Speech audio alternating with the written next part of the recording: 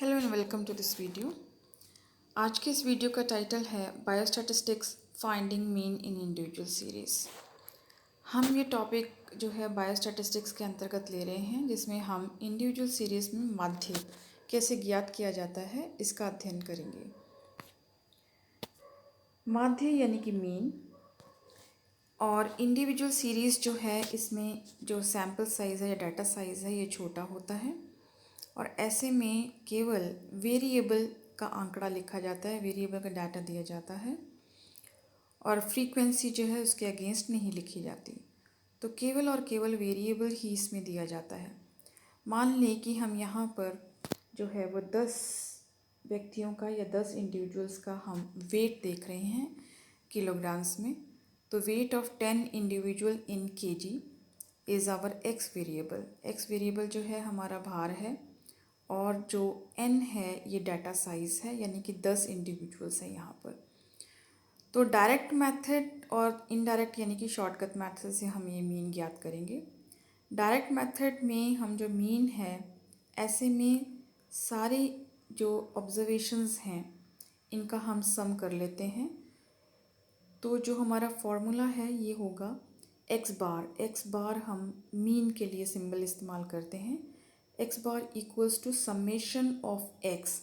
Summation of x मतलब summation मतलब जोड़ करना, एडिशन करना, और एक्स जो है हमारा वेरिएबल है। तो हर ऑब्जर्वेशन का, हर इंडिविजुअल डाटा का हमने जो है समेशन कर लिया है, और उसको डिवाइड किया है सैम्पल साइज से, यानी कि n से, यानी कि नंबर ऑफ ऑब्जर्वेशन से।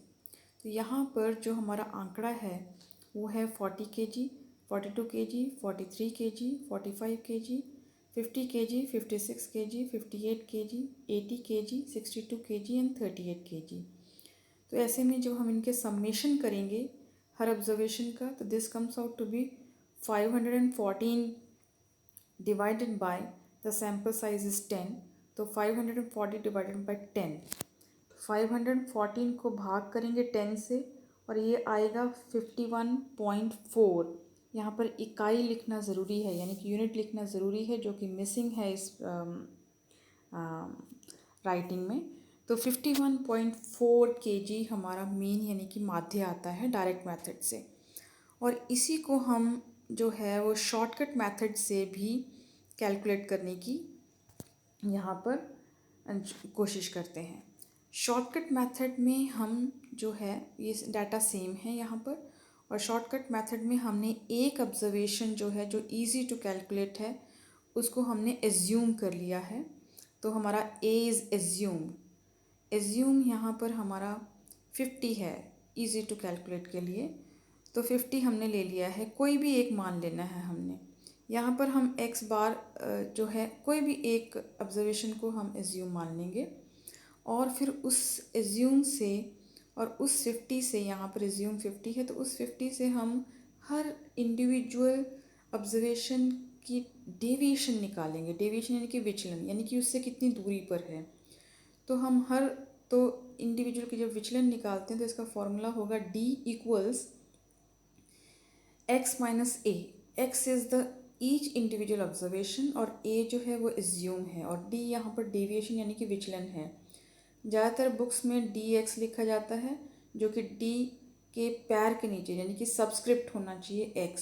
तो डेविएशन किसका निकाल रहे हैं हम? डेविएशन निकाल रहे हैं हम x का निकाल रहे हैं, इसलिए d के पैर के नीचे हम x लिखते हैं, यानी कि d सबस्क्रिप्ट x लिखते हैं। यहाँ पर मैंने सिंप्लीफिकेशन के लिए केवल d लिखा है यहाँ पर। तो जब हम d निकालते हैं ये होगा, जैसे पहले वाले का d निकाला है हमने, डेविएशन निकाला है 40 minus 50 which comes out to be -10। यहाँ पर इंटीजर्स का ख्याल रखिए, यानी कि साइंस का ख्याल रखिए। तो इंटीजर्स जैसे आपने इसको कैलकुलेट करना है। सेकेंड है 42 minus 50 which comes out to be -8। 43 minus 50 जो कि -7 होगा। देन 45 माइनस 50 जो कि -5 होगा। 50 माइनस 50 जो कि 0 होगा। 56 माइनस 50 ये +6 यानी कि +6 होगा। 58 minus 50 will be +8। 80 minus 50 will be +30। 62 minus 50 will be +12 and 38 minus 50 will be -12। तो यहाँ पर हमने क्या किया है, हर एक जो ऑब्जर्वेशन थी उसको छोटा कर दिया है, एक कॉमन एलिमेंट यानी कि 50 से माइनस करके। तो हर ऑब्जर्वेशन को जब हमने छोटा कर दिया तो वो इजी हो जाता है कैलकुलेट करने के लिए। और जब हम इसका सबका समेशन लिया है, यहाँ पर आप लास्ट में देखिए हमने सम किया, टोटल किया है, तो सिग्मा जो साइन है यहाँ पर उसका मतलब होता है सम करना यानी कि ऐड करना। तो हमने समेशन ऑफ डी कर दिया है, डेविएशन का हमने जब सम कर दिया है, यहाँ पे देखिए क्या सिंबल लिखा है, समेशन डी के पैर के नीचे एक्स लिखना है।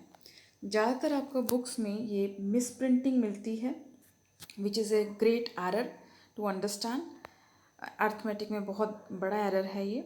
आपको हमेशा समेशन डी के पैर के नीचे एक्स लिखना है, यानी कि सबस्क्रिप्ट एक्स लिखना है, ना कि उसके सामने लिखना है। यदि आप सामने लिखते हैं यानी कि समेशन डी एक्स लिखते हैं तो इसका मतलब होता है समेशन किसका करना है, डी गुणा एक्स का करना है, यानी कि डी मल्टीप्लाई एक्स का करना है।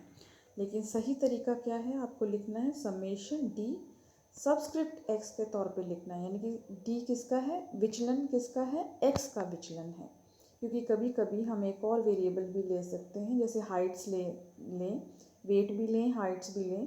तो वेट हो जाता है एक्स, हाइट को मान लें वाई।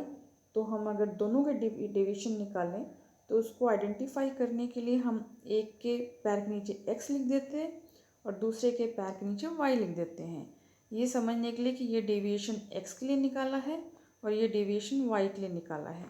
तो ये सबस्क्रिप्ट के रूप में लिखा जाता है हमेशा।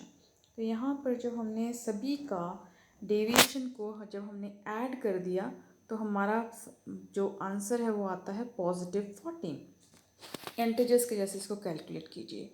अब हम फॉर्मूला लगाते हैं। फॉर्मूला में आपको जो है क्या करना है, केवल सारा आपने सम लेके डिवाइडेड बाय n किया है, लेकिन एक क्या अंतर किया यहाँ पर, जो एज्यूम जो एक कॉमन फैक्टर हमने सब में से माइनस किया था उसको फाइनली यहाँ पे ऐड कर देना है बराबर करने के लिए। तो इसका फॉर्मूला इसलिए होगा x bar which is mean equals a, वो जो कॉमन फैक्टर था, प्लस समेशन ऑफ d यानी कि समेशन विचलन का divided by the n of number of observation. तो ये इस आंकड़े के लिए यहाँ हो जाएगा x bar equals 50 + 14/10 which comes out to be 1.4। तो 50 + 1.4 इज़ 51.4। तो आप देखिए, चाहे डायरेक्ट मेथड से आपने निकाला था चाहे आपने शॉर्टकट मेथड से निकाला था तो आंसर सेम आएगा 51.4 kgs। यहाँ पे इकाई लिखना मत भूलिए, बिकॉज इस राइटिंग में इकाई नहीं लिखी हुई, ये एरर आप नहीं करेंगे। तो ये जो है 51.4 लिखा जाएगा। तो x बार जो मीन है इसमें 51.4 है। तो इस वीडियो में हमने जो है ये डिस्कस किया कि इंडिविजुअल सीरीज़ यानी कि केवल जब डाटा साइज़ छोटा होता है और हम केवल जो है वेरिएबल ही मेंशन करते हैं, इसमें एक वेरिएबल कितनी बार भी आएगा, रिपीट होगा, तो हम उतनी बार ही उसको लिखते हैं और वेरिएबल के अगेंस्ट फ्रीक्वेंसी नहीं लिखते हैं। इसको हम इंडिविजुअल सीरीज़ कहते हैं। ये केवल छोटे डाटा के लिए ही लिखी जा सकती है जब डाटा साइज़ छोटा हो। और ऐसे में हमने किस तरह से मीन कैलकुलेट किया है, डायरेक्ट मेथड से और शॉर्टकट मेथड से।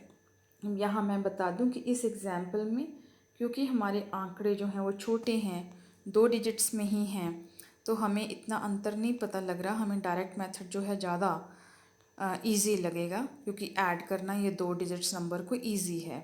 पर मान लीजिए कि ये जो नंबर हैं बड़े हैं, फॉर एग्ज़ाम्पल आपके 50 ना होकर ये है 50,900 कुछ, तो ये बड़ा डाटा हो जाता है, ऐसे में ऐड करना मुश्किल हो जाता है। इस ऐसे में जो शॉर्टकट मेथड है, आप 50,000 या कुछ इस तरह का आंकड़ा सब में से माइनस करते जाएंगे तो ये जो आपका आंकड़ा है छोटा हो जाएगा और ऐसे में शॉर्टकट मेथड ज़्यादा इजी हो जाएगा।